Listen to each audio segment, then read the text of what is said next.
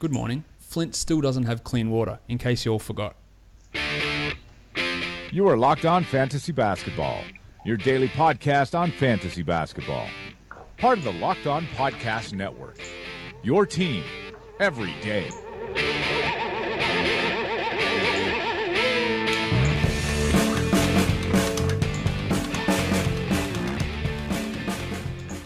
Hello and welcome to the Locked On Fantasy Basketball podcast brought to you by Basketball Monster. And today's Locked On Fantasy Basketball podcast is also brought to you by Blue Apron. Head to blueapron.com/LOFB to get yourself 3 free meals. I am back. My name is Josh Lloyd and we're going to be looking at another team in the season preview series. We're heading to the Western Conference for the first time.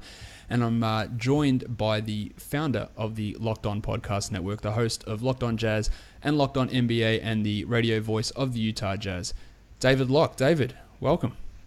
Thank you. And Blue Apron, you just made me hungry. We are a Blue Apron family, have loved it over the last year, so would strongly suggest the Blue Apron chance for anyone who's out there to check it out and get their 3 free meals. What's their promo code? It's LOFB. And you get, LOFB. So it's blueapron.com/LOFB, and you get yourself those 3 free meals.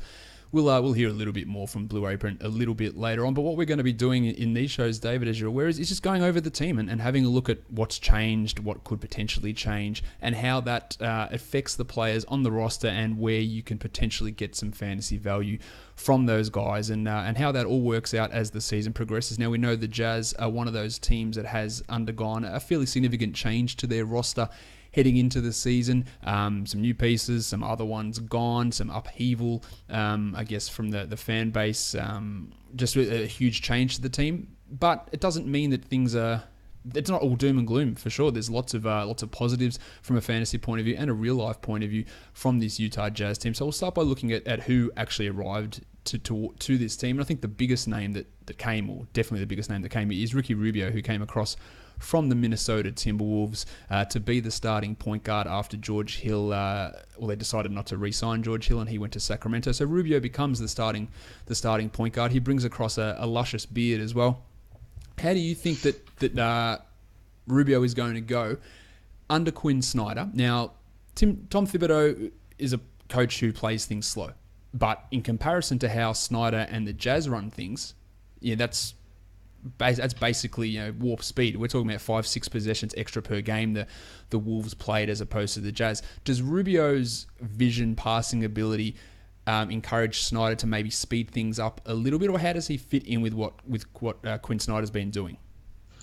I think it'll be a little bit of each. George Hill's never been a high-tempo guy. Trey Burke's never been a high-tempo guy. So they've never had somebody as a point guard who is high-tempo. So I don't think we necessarily know that answer of whether or not Quinn Snyder is going to slow down Ricky Rubio in that regard. Now, there's no question that Quinn Snyder believes that, hey, if everybody touches the ball and everybody's more engaged, they play better defensively. I think that's certainly a thought process to something that Quinn fundamentally believes in. So when the Jazz get into a half-court set, I think it will always be a lengthy half-court set, if that makes sense. I think that the question is going to be whether or not they just take some more fast break opportunities, because last year they just took so very few. And, hey, it worked. They were pretty good, but probably too few. I mean, there just has to be some opportunities. But I'm also not sure who the Jazz had on that team that ran. Right, so Gordon Hayward had one of the largest workloads in the NBA, so he's probably not running because he's preserving himself. Rodney Hood, I'm not sure is someone who I really think that runs. Derek Favors, I think, had about 4 fast break opportunities all year because he wasn't healthy. Joe Johnson's not going to run. I don't know if this makeup is different, but I think Donovan Mitchell, Dante Exum might run a little. Ricky Rubio might run with them. So I think there might be a little bit of a roster makeup that changes in some regards too. Do you think that Ricky Rubio's ability to get live ball steals will help increase those opportunities as well? Well, it's really interesting, isn't it? Because you have, and you probably know this better than I do, so if you look at the steals percentage, I think Rubio is top 5 in the league. Yeah. Cephalosha was top 5 in the league. You have Gobert, who's got his impact on things. So, and I think the Jazz have even another guy who's top 5 in the league in regards to... Ingles is pretty good on the steals as well. Thank you. Good old Joe. I've forgotten about him already. I'm kidding, Joe. I've not forgotten about you. You know, and I would never want to upset the Australian fans out there. No, we'll come after you. We will, and Joe's beloved. So I don't know. My quick thought on that is that maybe that does it as well, right? I mean, that's an awful lot of guys with a very high steal percentage. And what's interesting there is that the Jazz were not a high turnover team last year. So does something change? You know, this is one of those a lot of these questions come to the great question of how much is personnel and how much is coaching. Yep. It's definitely, and it's something interesting because a lot of players have similar statistics no matter where they go, but others change depending on the scheme. And you see things like, and a great example of that is Victor Oladipo heading from Orlando to Oklahoma City, and the Oklahoma City guys, as historically, they haven't been a team that's gone after blocks, especially the wing players. So Oladipo saw his block rate cut in half. He saw his steal rate cut in half. And you think, is that just him forgetting how to do these defensive things? Or is it Donovan saying, just pull back, the same as in Portland with guys like Lillard and McCollum and Terry Stotts running a really cautious approach and don't play the passing lanes as aggressively as some other teams. So it is going to be interesting to see how that all pans out. The other thing with Rubio is last season we saw the best shooting season for his career. He got himself over 40%, which sounds ridiculous, but when you're shooting 37, 36 in all your other seasons, if you get over 40%, it's a great start. And down the stretch post All-Star, he was a 42% guy from the field and had a true shooting percentage of 55% over the last 3 months of the year. Do you think that in this sort of, I guess, more deliberate offense, or we think it's going to be slightly more deliberate than what Minnesota was running, that he can maintain that level of shooting improvement that he had, especially playing alongside a big like Gobert who opens things up vertically for him as well?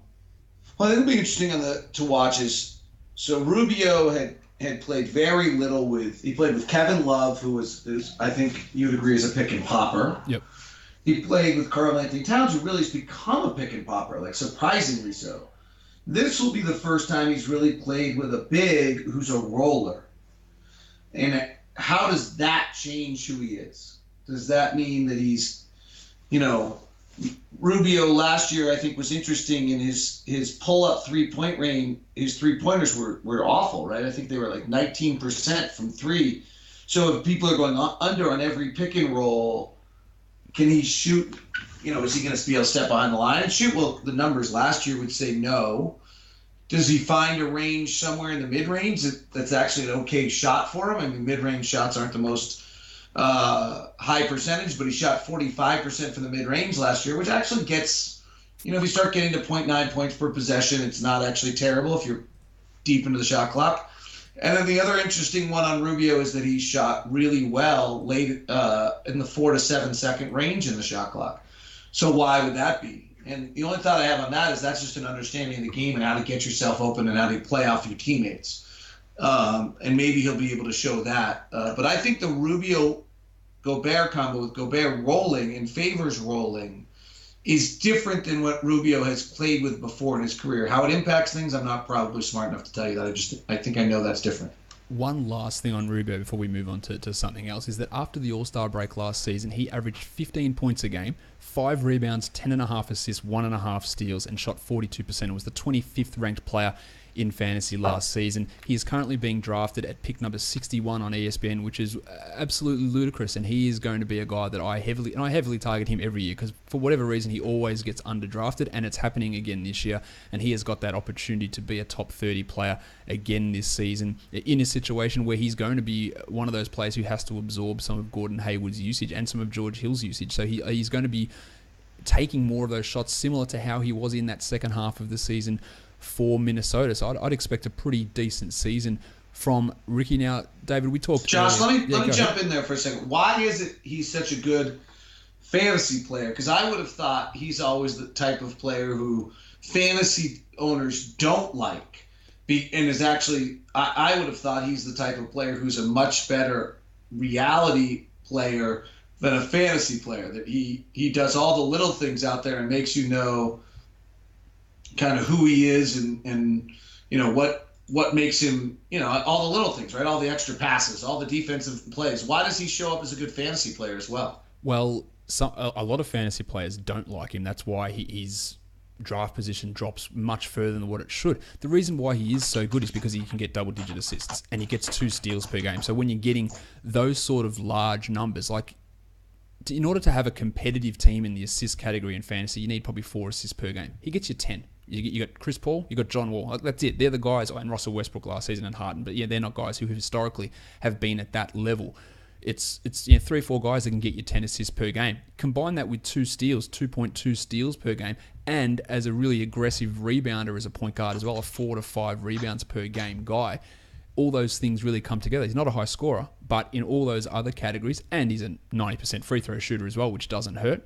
So all those things really help him, and they're categories that I guess fly a little bit under the radar because he's not going out there and scoring 18 points or 20 points per game. But getting 10 assists is equivalent to 25, 28, 30 point per game scorer, and that's what he's doing in that situation. So that's why every year he pretty much comes in as a value guy, because he does slip down those boards as people ignore. He can't shoot, he can't score. Yeah, but he's doing it all in all those other areas, and that'll continue this year. Maybe we actually see an increase in the scoring from him this season. Interesting. Really interesting. All right. I like it. I hope he has a good year. I think it's going to be really interesting to see, and I'm an analytics guy, not a fantasy guy, or more of an analytics guy than a fantasy guy. It'll be very interesting to see because his analytics have been so good. Let's take a quick break now, David, to talk about today's sponsor, and that is Blue Apron. You're well aware of Blue Apron. You said you use it in your family. It's a great thing. When I was over there in July, my brother had Blue Apron, and we cooked a couple of meals there, and it's fantastic. You get all the food delivered to you in pre-portioned sizes, so the waste isn't there. You don't have to worry about where do I go to get this food and what price am I going to get it here and where's the good quality fish and where's this type of vegetable that I need. It all gets sent to you in convenient packages, and there's no wastage. It's the #1 fresh ingredient and recipe delivery service in the entire United States, and it has partnerships with over 150 local farms, fisheries and ranches across the United States, meaning that their seafood is sourced sustainably, and the beef, chicken and pork comes from responsibly raised animals.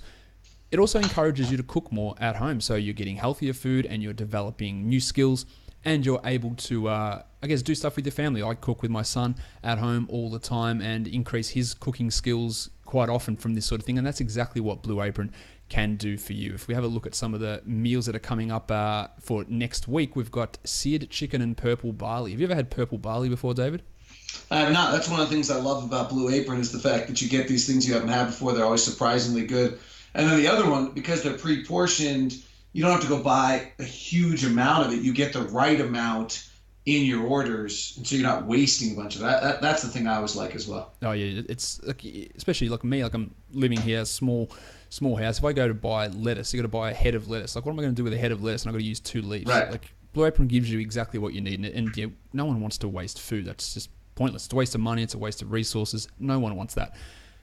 We need to check out this week's menu, and you can do that by going across to blueapron.com/LOFB. And if you use that code, you get yourself your first 3 meals free with free shipping. So that's blueapron.com/LOFB. You will love how good it feels and tastes to create incredible home-cooked meals with Blue Apron, so don't wait. That's blueapron.com/LOFB. Blue Apron is a better way to cook. All right, let's get on to some of the other additions that came across. We touched on Tabo Cephalosha coming into this team as well. He's probably just going to slot into, I guess, the Joe Ingles role from last year as Ingles ascends into Gordon Hayward's position. Is that how you'd see Tabo fitting in? I don't know yet. I think it's interesting because I think one thing a lineup that I think would be really interesting is Dante Exum, Donovan Mitchell with Joe Ingles. Yep. Because Ingles is such a good ball handler. If you have Rubio and Ingles on the floor together, I'm not sure that part of Joe's value is a small forward ball handler. So I don't know if you use that as well if Ricky really becomes a ball-dominant point guard, which the Jazz haven't had. So and the other one I would say on Ingles is whenever he was forced to go over 30 minutes and had to do it on particularly back-to-back nights or 2 out of 3, there was always a little dip in production until he got his body back.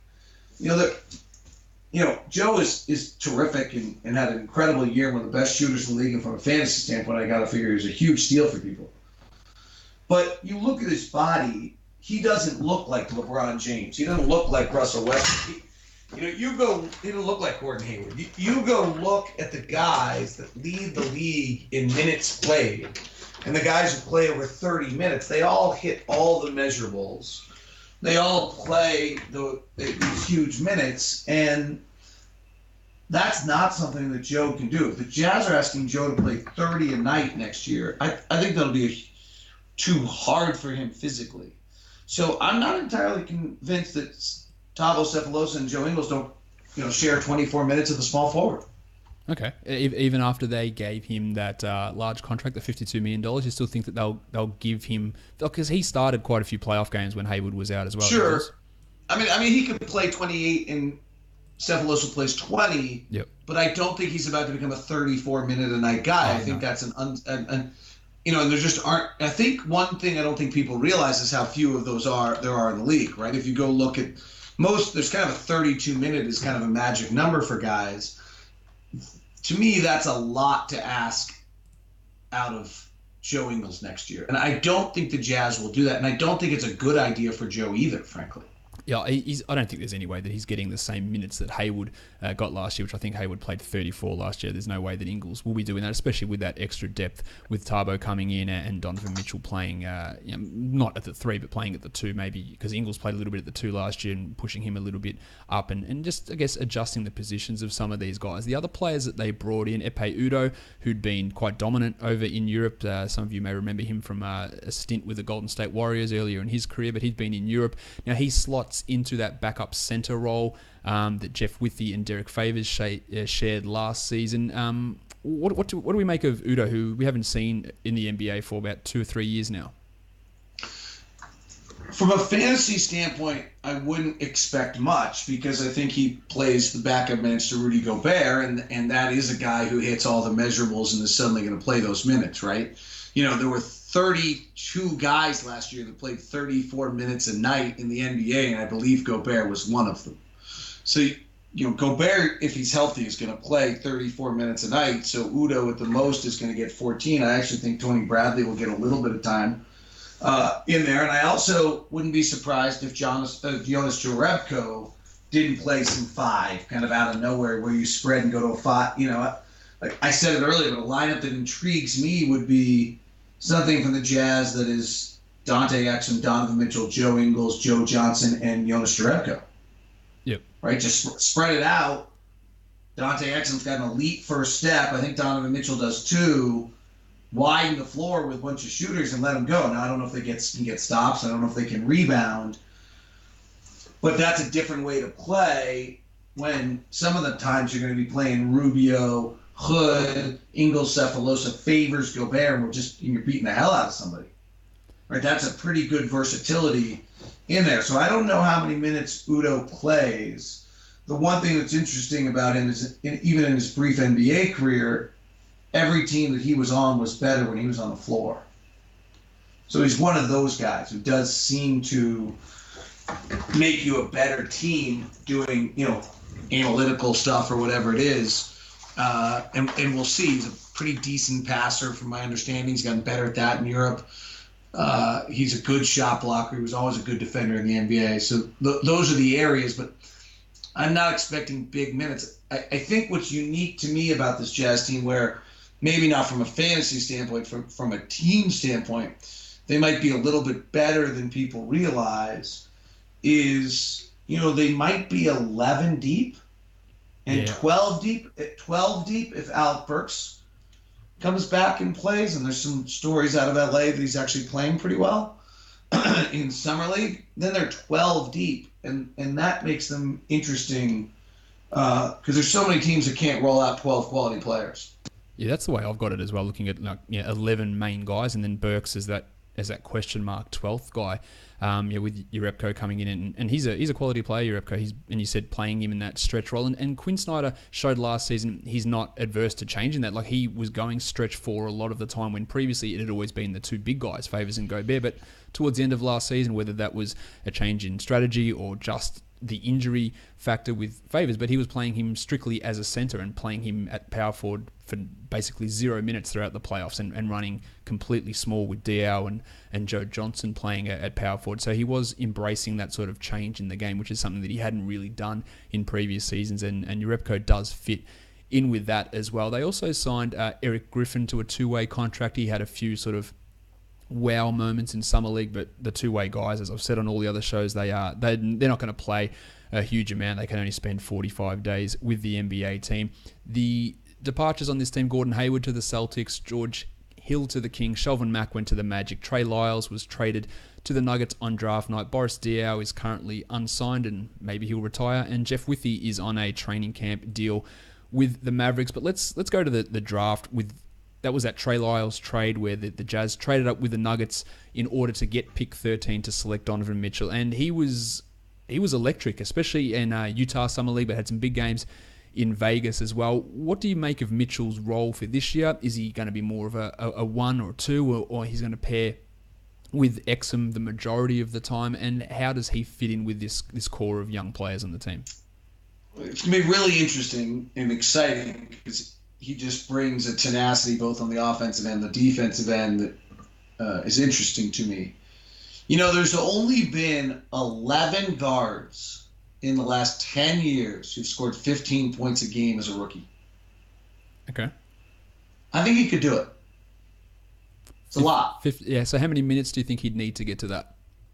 It's a good question. I was trying to look at what these guys average minutes per game, and it's hard because Kyrie's one of them. You know, he only played 51 games that first year, but, you know, most of those guys are getting up to 26, 2,700 minutes, 2,800 minutes during a season to be able to pull that off. So they're playing, you know, I'd have to look, but they're probably playing 27, 28, 29 minutes a night, and I think he might do that. So would he be doing that in preference to Rodney Hood, or if Hood has got the injury concerns flare up, or how do you see that sort of fitting in? I just think this kid might just force himself on the floor. Okay. That's the kind of take I have right now. I don't want to get too excited. I think it's unfair. And, you know, I don't think he's Damian Lillard, who at, 22 years old, came into the league, played all 82 games and averaged 19 points a game. And he played about 38 minutes a game, I think, Lillard as well. Right. I mean, he played 3,200 minutes that year. I mean, it was kind of insane. Could he be Eric Gordon, who people have forgotten what he was like when he was a Clipper? But he was a 20-year-old athletic dynamo who actually shot 39% from three. I mean, he was really great his rookie year, who averaged 16 points a game. I don't know if he could do it as efficiently. Is he Brandon Jennings, who scored 15 points a game, only shooting 37%? I hope he's better than that. Russ shot 39.8% and scored 15 points a game. But I think he's got a chance. And I just think he's going to get on the floor a lot. I think Rodney's the primary scorer. But again, Rodney's had health issues. Are you playing, kind of to our point, that we've talked about this whole thing? Like, so 30 guys in the league averaged 34 minutes a night last year. Yeah, Hood's not going to be able to handle that many, I don't think. Right. Okay, only 75 guys average more than 30. Or maybe it might have been a little bigger than that, but maybe it's 80 guys or something like that. I'm not sure Rodney's that guy either. Okay. He played 27 minutes a night last year, Hood, as the starting shooting guard, but he's in and out I of think he line. might be that guy. Okay. I think so. If he's playing 27 and Rubio's playing 30, that's 57 of the 96, right? Yep. So let's do easy math and call it 56 of the 96. There's 30 minutes then for Mitchell and Exum. And I just think Mitchell's going to get a lot of them. So you think they're going to prefer Mitchell to Exum? You know, let's see. I think Dante has not had a basketball offseason yet in his career. Yep. Because of the ACL. So this is Dante's first basketball offseason. So let's let him come back and show. He was a very different player. You were there in Summer League. He did things in Salt Lake in Summer League that he's never done in his career. He hit jump shots up. He hit more jump shots off the bounce in 3 Summer League games than he did in the entire season the year before. Yeah, he looked a different player. So I don't know. I mean, I find as a broadcaster, fan, reporter, Rubio, Hood, Exum, Mitchell are fascinating to me. And I think it's going to be incredible to watch. Oh, I think it is, Doc. There's excitement with all those guys. They can all do things that really get you interested in watching. And Mitchell was... Look, I think that the other players may have played better. Like Exum probably played better than him at Utah Summer League. But Mitchell got the crowd like excited. Like everyone was just... Everything that he did, his defensive stuff, playing on Jason Tatum, his aggressiveness with the ball and without the ball was something that's going to make him a fan favorite if he's not already. Like he's going to be the guy that the Jazz fans really start to cling to, and I think he feeds off that energy as well. So he's a guy that in your fantasy drafts, if you want to take a flyer on a guy, like if it's before preseason, take him and see what happens. Because if he starts pushing it and Hood struggles and he starts pushing up, like his ability to get steals, he can get the assists, he can score, he can hit threes, all those sort of things could enable him to be a surprise top 100 player, and we'll see that play out over preseason. But that's an interesting guy to take a selection there. And as I've said plenty of times, if you're looking at dynasty leagues in rookie drafts, there's no way he's the 13th rookie that goes off the board. He's a guy that goes ahead of a guy like Lauri Markkanen and Frank Ntilikina, in my opinion. Probably around 8 or even 9 in that list of rookies for long-term dynasty fantasy value. The other 2 guys that they drafted are Tony. By the way, I would also add, I suspect Mitchell's minutes will increase every month of the season. That's pretty standard so for rookies. So yeah, if it's 17 in November, it's going to be 20 in December. It's going to be 22 in January, 24 in February, 26 in March. That's a real common thing, and we see that after the All-Star break with teams that the rookies start to get huge amounts of run. It can be hard to hold them early in the season because they're playing 15 minutes a game, but then by the end of the year, they're playing 28, and then it averages out to 25, and it looks like, oh yeah, I could have kept this guy, but you're dealing with dead space for a lot of November, and that happens with a lot of these rookies. Now, Tony Bradley, you mentioned earlier, he was a selection at the end of the first round. What is it the Jazz, because the Jazz really liked him, like what is it that they liked about him as a player to hopefully, I guess, become the backup to Rudy Gobert? I think he's, you got a 6'11", 270-pound, really good hands piece of clay. And you just don't get those with the 27th pick of an NBA, 28th pick of an NBA draft, right? I mean, the game, it's an undervalued position maybe at this point. He's got the worst vertical, I think, of anybody in the combine last year, so he's probably not a guy who's going to give you, the above the rim stuff, but he's got good hands. He was asked to do very, very little at North Carolina other than play right around the rim. They had so many bigs and they were so good. I mean, this isn't a criticism, it's just a fact. And I just think the Jazz believe there's a lot more he can do than what than what he's been asked to do, and they're going to try to see if they can develop it. I don't know with Udo coming how much time he gets, and I don't know how he's going to be laterally on the pick and roll, and I don't know how he's going to be when he has to move backwards on the pick and roll. That's probably be the biggest concern I would have on him. But I actually thought he did that pretty well in the Summer League. Like, I was surprised how good I thought he was retreating defensively in the Summer League and holding, showing that big body.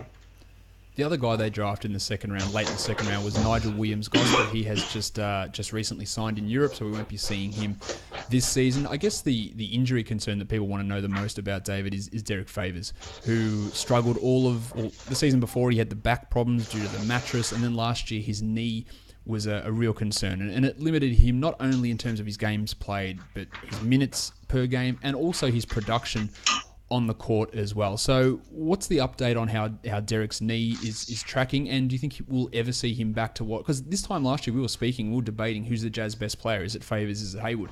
And now he's sort of an afterthought at only the age of 26.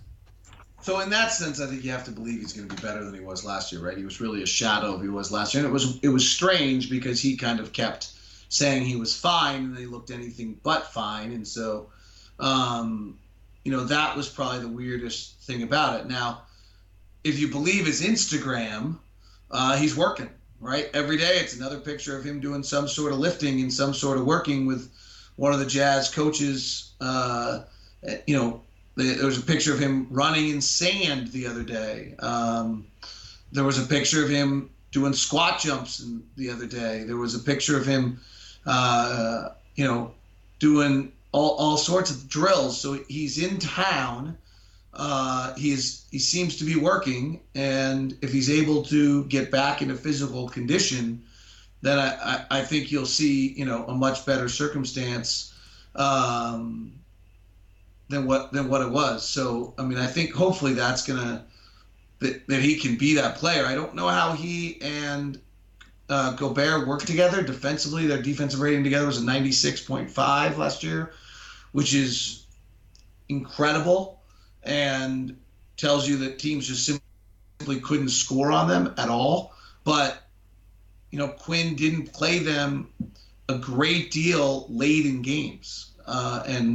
And the floor spacing is hard, and it's not an easy thing to do offensively. So I'm not entirely convinced how those two are going to be, how those two are going to work together and how much time they're going to play together.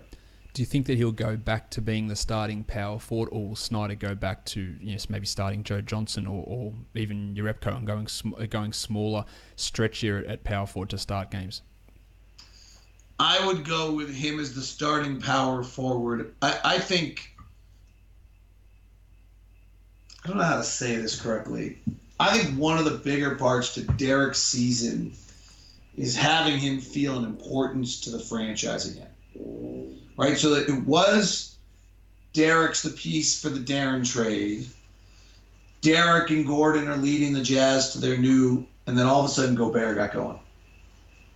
And Derek became the guy sitting in fourth quarters. Derek became the guy injured. Derek became the guy who suddenly is making, $12 million this year when Rudy's making 30, right?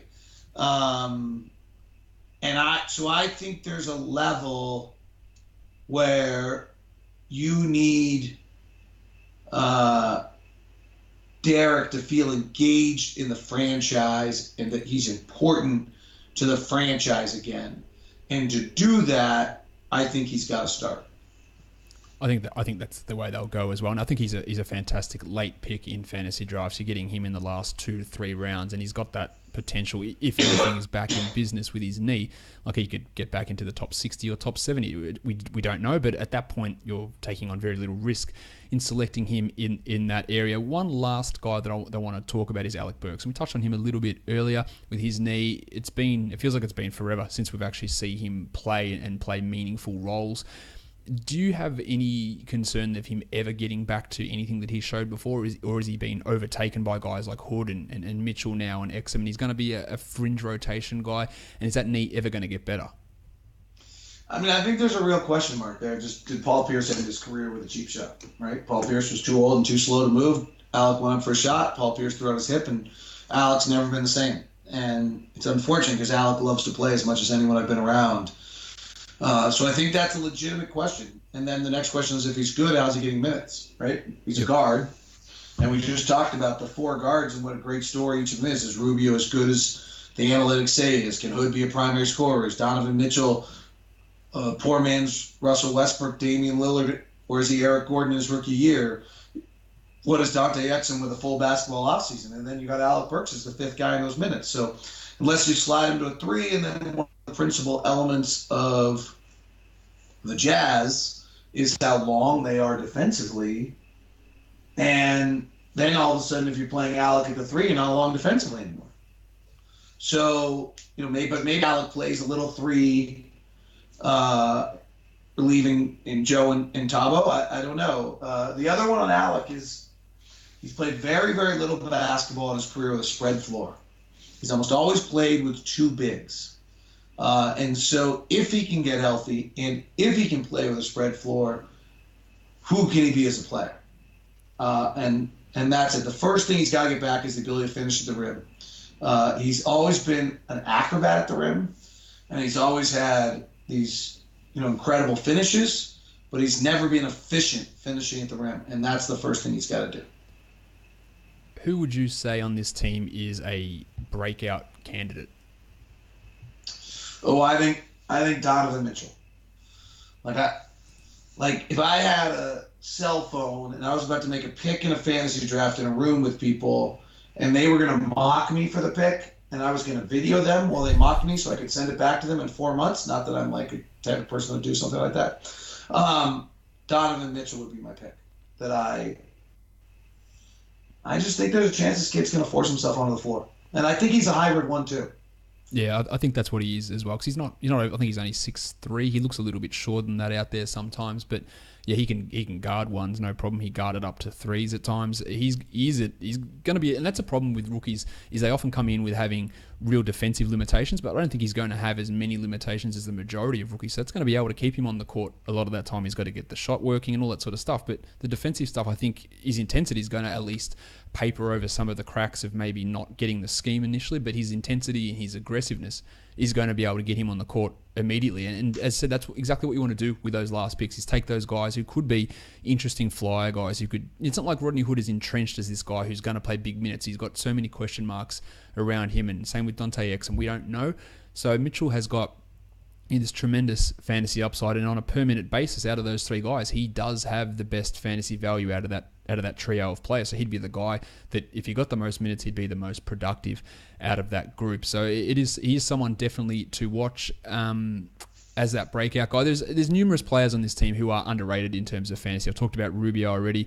Joe Ingles is being picked at 120 on Yahoo, 140 on ESPN, but his ability to get assists, steals, and hit threes and do it super efficiently, makes him a top 100 player in the new role that he is going to be playing. And Hood is another guy that you could take with one of those last picks as a player who is going to absorb a big chunk of Hayward's usage, and maybe if everything goes right for him, maybe he could be a 20-point per game scorer. That's probably his ceiling, but it's a realistic ceiling. And these are all guys that you can take with those last couple of picks, not last, Ingles and Hood with those last picks, and Rubio with those mid-round picks who could turn into an early round value guy. One last thing on Rudy. So let me jump in here for a second. Why is Rodney Hood a late pick? I mean, that's going to be the number one offensive option.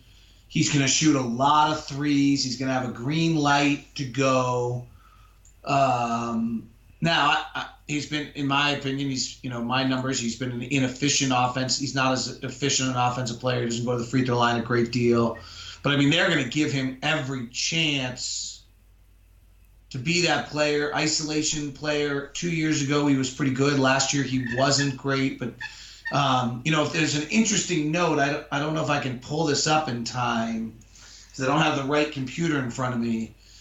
But Rodney Hood hurt his knee last year and all of a sudden stopped making shots from like 10 feet and in traffic. Yep. And if you go back and look at him at the All-Star break prior to that knee injury, now that's a pretty good player.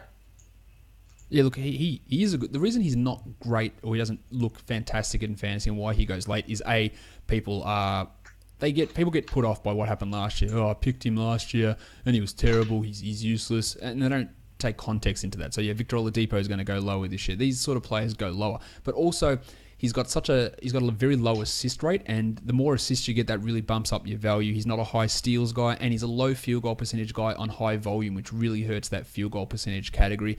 And he doesn't get to the free throw. He's a good free throw shooter, but he doesn't get to the line huge amounts. So if he got to the line 5 times a game instead of 3 times a game, then his value would jump 20, 30 spots pretty comfortably, but he doesn't get to the line enough. And maybe that was a factor of the knee, as you said, not taking those shots and driving in. He just didn't have the confidence to actually try and blow past guys and get to the rim. If he can do that, then that's why he's got that tremendous scope to improve, because the scoring is going to be there. He's probably going to average 18 to 20 points a game. He's going to hit over 2 threes a game. But if he could get his assists up from 1.5 to 2.5 or 3 and get to the line an extra 2 times per game, then he jumps 40, 50 spots pretty comfortably. And that's why he's a great upside pick late, because he's going to be available, but he does have that opportunity to really step forward. Well, pre-All-Star break, he's a 14-point-a-game scorer who shoots 42%, 37% for 3 with an effective field goal percentage I think was right on league average. And then after that, he was pretty terrible. So I think the first half is a lot more likely to show up, and then more than that, I agree 100% with you. Just as a basketball fan, until he starts going to the free throw line, he's just not an efficient offensive player, and he has to start going to the free throw line. Yeah, look, if he gets there, if he gets to 5 a game, then it changes everything, because he's an 82, 83, 84% type of free throw potential guy. And if he gets to that, and the more volume you get at that higher percentage, it really does increase your value significantly. And he could jump from the 120th guy to the 70th guy just with really, really small changes in those parts of his game, which again could easily come as he heads into his third season here and takes. Is it his third or his fourth? Now I'm confusing myself. It'll be Rodney's fourth. It's his fourth season. So yeah, again, he's going to be a restricted free agent at the end of this season. And a lot of players take that leap forward in that restricted free agency season. So we're going to see that from Rodney. Now, we haven't talked much about Gobert. We saw him down the stretch of last season take on a lot more offensive responsibility, and he's going to have to do that again this year as one of the... And you don't think of him as a great offensive player, but he is. Like, he finishes things at such a high rate on pick and rolls, and he's the threat that he provides, especially with a guy like Rubio around. He's got a chance to really increase his scoring. The rebounds we know, the blocks we know, the field goal percentage we know, but I think his scoring has a real chance to take a leap forward this year. He averaged 17 points a game in March. Yep. And 14 rebounds. Do you think that's a realistic expectation for this year, for 17 points? Sure. Yeah, I do too. He's terrific. He's relentless. I have him rated as one of the top 10 offensive players in the league, as well as one of the top 2 defensive players in the league. Maybe 3 defensive players in the league. I mean, people don't value the dunk, but if offenses could dunk every possession, they would. Yep. So it's worth remembering that, if everyone had their choice, that's what they would do. And he's doing it at a very, very high rate. His free throw shooting improves steadily throughout the year. He gets fouled. His usage rate starting in February was at 18%. I don't know that it goes much higher than that, but if you look at his numbers from February 1 on, I think he averaged about 15, 16 points a game and 14 rebounds. So that to me would work out I'd be pretty happy with that if I was a fantasy owner. Yeah, he's a pretty comfortable second round pick. His free throw percentage on high volume is a concern. We talked about Hood only going to the line 3.5 times a game. Is 65% a problem? Yes, the average is about 77. And because he is that low and on that many attempts, like he's 6-7 attempts per game, that is it's a significant difference, because the further away you get from average, the more attempts you take, the more amplified the problem is. And that's why Dwight Howard's always been... Dwight Howard would maybe be a 55% guy. I think, that's not terrible, but the fact that he would get to the line so many times, it's a big deal. So a comparison between, say, Dwight Howard or Rudy Gobert and Clint Capella, who are equally poor free throw shooters, or Gobert's a better free throw shooter than Capella, but the fact that he doesn't go to the line 7 times a game means that it's not as negatively impactful. Okay, I got you. I don't think he'll slip any further under 65%. It's just the attempts, you do have to watch that, and you probably do have to punt that category, because he is going to go to the line a lot, and especially he's going to have the ball in his hands probably more this year, and that might mean more trips to the free throw line. So expect a larger negative impact for Gobert's free throw percentage this season. Now, one thing before we go, David, I'm looking at over-unders for win totals for the team. Now, Vegas released some early stuff at the end of July, and Locked On Podcast Network favorite Kevin Pelton also had his projected win totals come out. So I'm going to give you both of those numbers and tell me what you think of them. On the Vegas stuff was at 37.5 over-under, and Pelton had 44.7. So I'm going to go over and under. One thing I do think is important from that regard is that the Jazz schedule is awful. Hard to say, right? Well, they play the most back-to-backs of anyone in the league, 16. For those who don't know how the schedule works, you play your conference teams, you're guaranteed to play them 4 times. Okay, well, their conference teams now are Minnesota, Oklahoma City, Portland, and I'm forgetting another very good team. Who's the fifth team in the North? Denver. Oh, yes. Okay, the 3 most improved teams in the NBA are Denver, Minnesota, and Oklahoma City, right? Yep. Okay. Then there's 11 other teams. Your team is included in that. So 11 other teams. You play 4 of those teams only 3 times. and you play 7 other teams 4 times. The teams the Jazz only play 3 times are Memphis, Los Angeles, Sacramento, Los Angeles Lakers, Sacramento. Phoenix? Who's the other terrible team? Phoenix. Dallas. Dallas, okay. Right? There's 5 bad teams in the Western Conference. Yep. 4 of them, the Jazz only play 3 times. So that's 3 wins, at least. Maybe 4, but likely 3 wins that they got hit on the scheduling that they would have had if they were, not playing the Clippers, the Warriors, and the, whomever, right? The Spurs or the Rockets or the Pelicans, but they didn't get that. And so I would probably take them at 40-41 when I might have taken them at 43-44. Now, let me give the caveat on that. Where do you think they rank defensively? I would say top 5. Teams that rank top 5 defensively, and where do you think they're going to rank? I know that it's going to struggle for points. Where do they rank offensively?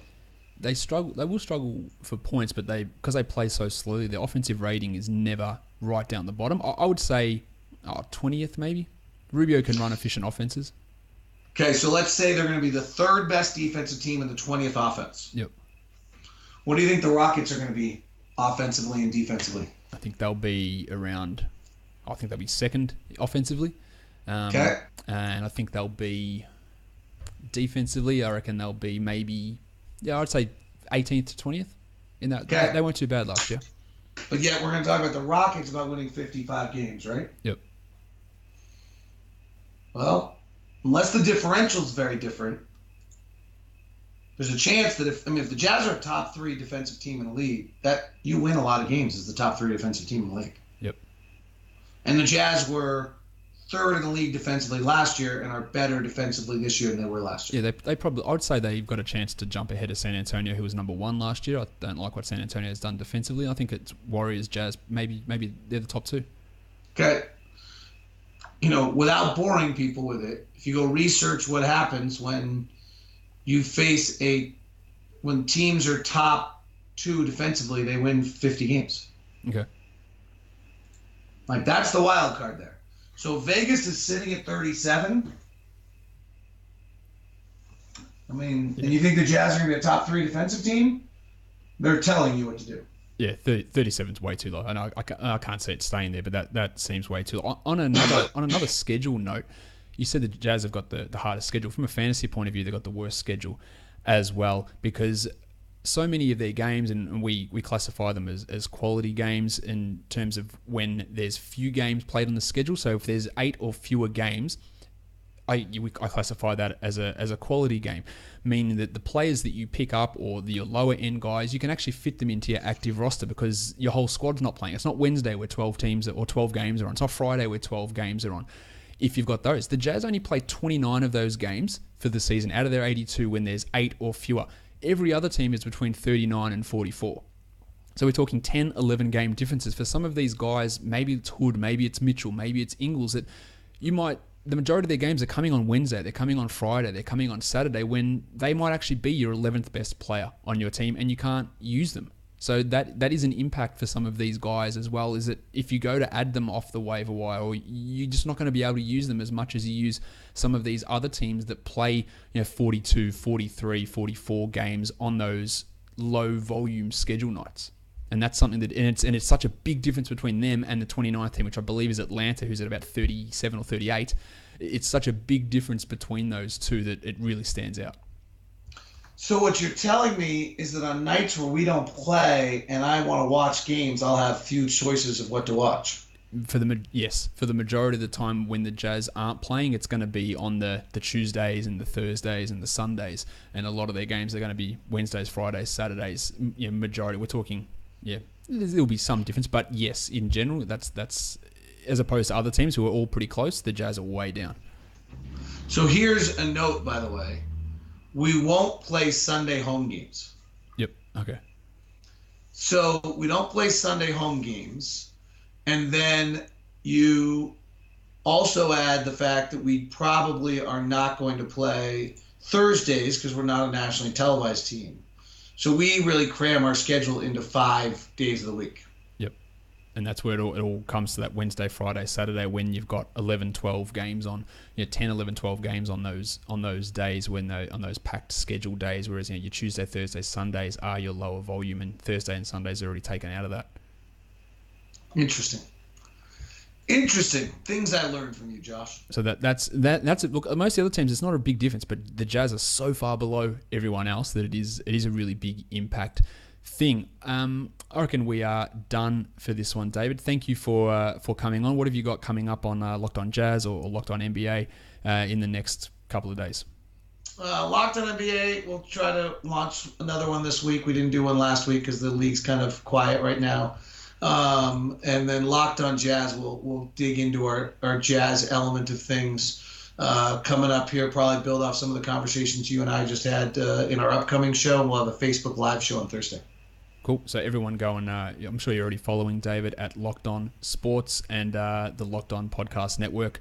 You can check out the rest of our shows for all NBA teams and all NFL teams as well. Make sure you're checking out your favorite team and you can get the inside word on anything that's going on. If I guess you're ready for NFL seasons to start, check out the Locked On NFL podcasts as well, and they'll give you that information for if you've got fantasy NFL stuff coming up, or just you want to know what's going on with your team. Check out all those shows across the network. David, thank you for coming on again and discussing the Utah Jazz. My pleasure. Keep up the great work. Big fan of the show, both as a fan of the league and a fantasy player. I'm not a big fantasy player, but I listen to your show a lot because I learned so much about what's going on in the league, so really appreciate it. Thank you, David. I appreciate that. And we are done. Thank you so much for listening, everyone. See ya.